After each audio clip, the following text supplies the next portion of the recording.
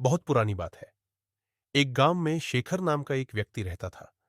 वह बड़ा मेहनती था, किंतु गांव में कोई रोजगार नहीं था। उसने सोचा कि मैं शहर चला जाता हूं, वहां मुझे मेरी योग्यता अनुसार मेहनत के पैसे मिल जाएंगे। यह सोचकर शेखर एक दिन अपने गांव से शहर की ओर चल दिया। शहर बहुत दूर था। चलते चलते शेखर थक चुका था। शेखर इतना थक गया था कि अब उससे बिल्कुल भी चला नहीं जा रहा था और वह थक कर वहीं बैठ गया। तभी शेखर ने देखा कि वहां से कुछ दूरी पर एक झोपड़ी है और झोपड़ी में एक घोड़ा बंधा हुआ है। शेखर ने सोचा, क्यों ना इस घोड़े को किराए पर ले लूं और इसी से शहर चला जाता हूं। शेखर जैसे तैसे झोपड़ी पर तक पहुंचा। शेखर ने देखा वहां एक व्यक्ति खड़ा हुआ है। शेखर समझ गया कि यह अवश्य ही घोड़े का मालिक है। शेखर उस व्यक्ति से बोला, मुझे आगे शहर में जाना है और शहर यहां से कई किलोमीटर दूर है। मैं बुरी तरीके से थक चुका हूं, तो क्या मैं आपका घोड़ा ले सकता हूं? इस पर घोड़े का मालिक झुंझलाते हुए बोला, तुम्हें क्या मैं घोड़ा ऐसे ही दे दूं? शेखर बोला, मैं आपसे घोड़ा फ्री में नहीं लूंगा, इसके बदले मैं आपको घोड़े का किराया दूंगा। घोड़े का मालिक बोला, मैं तुम्हें घोड़ा किराए पर तो दे सकता हूं, किंतु मुझे अभी दूसरे गांव जाना है। अगर तुम मुझे उस गांव तक छोड़ दो तो मैं यह घोड़ा तुम्हें किराए पर दे सकता हूं। शेखर झट से तैयार हो गया। शेखर घोड़े पर आगे बैठ गया और घोड़े का मालिक पीछे। गर्मी के दिन थे, बहुत तेज धूप थी। दोनों चलते चलते थक गए और पसीने से तरबतर हो गए।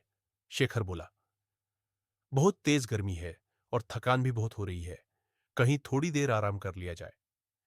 दोनों ने इधर उधर देखा, किंतु कहीं भी कोई पेड़ नहीं दिखा।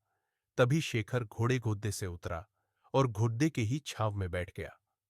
शेखर थोड़ी देर ही घोड़े की छांव में आराम कर पाया था कि यह सब देखकर घोड़े का मालिक बुरी तरीके से जल गया। घोड़े का मालिक बोला, मैंने तुम्हें घोड़ा किराए पर दिया है, उसकी छाया किराए पर नहीं दी। तुम हटो यहां से। इस छाया पर मेरा अधिकार है और मैं यहां आराम करूंगा। यह सुनकर शेखर बोला, महानुभाव, आप ये कैसी बात कर रहे हैं?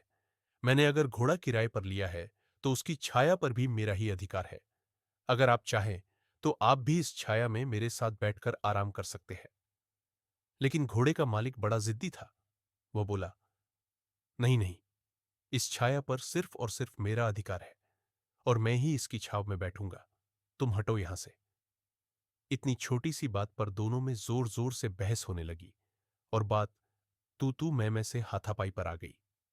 दोनों एक दूसरे से झगड़ाने लगे और एक दूसरे पर लात घुसे बरसाने लगे। सुनसान जंगल में उनके बीच बचाव करने वाला भी कोई नहीं था। दोनों की लड़ाई देखकर घोड़ा भड़क गया और वहां से भाग गया। थोड़ी देर बाद जब घोड़े के मालिक ने घोड़े को देखा तो वह कहीं दिखलाई नहीं दिया। यह देखकर घोड़े का मालिक बोला, अरे मेरा घोड़ा कहां चला गया? वह तो अभी नया है। उसने ठीक से घर भी नहीं देखा। पता नहीं वह कहां गया और अब मैं उसे कैसे ढूंढूं? तभी शेखर बोला, अच्छा हुआ, तुम जैसे लोगों के साथ ऐसा ही होना चाहिए। अभी तुम छाया के लिए परेशान हो रहे थे, अब घोड़े की काया के लिए परेशान होना। घोड़े के मालिक को अपनी गलती का एहसास हुआ और अपना माथा पीटकर हाय तौबा करते हुए बैठ गया और बोला, मेरे थोड़े से लालच से मेरा कितना बड़ा नुकसान हो गया। मुझे अपनी करनी का फल मिल गया। घोड़े की छाया के लोभ के कारण घोड़े की काया से भी हाथ धो बैठा। शिक्षा।